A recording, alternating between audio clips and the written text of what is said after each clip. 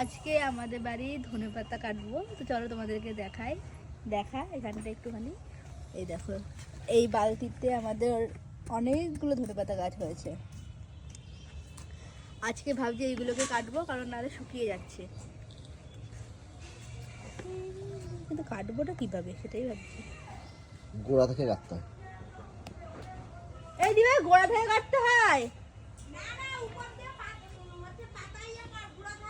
ও ঠিক আছে, ঠিক আছে, ঠিক আছে, দেখি। হাত দিয়ে টানলেই তো হয়ে যায়। না দাঁড়ায় বন্ধ করে দিচ্ছি। এই হ্যাঁ করে তো দেখো, খুবই সুন্দর গন্ধ। তো চলো এখন আমি ধরে পাতাগুলো ভালো করে কেটে নিই। চাই না ঠিকঠাক কাটছি কিনা, দেখা যাচ্ছে না তো ভালো করে।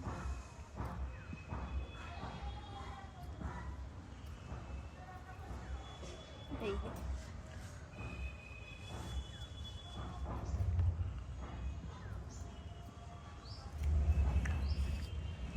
জবা পাতা।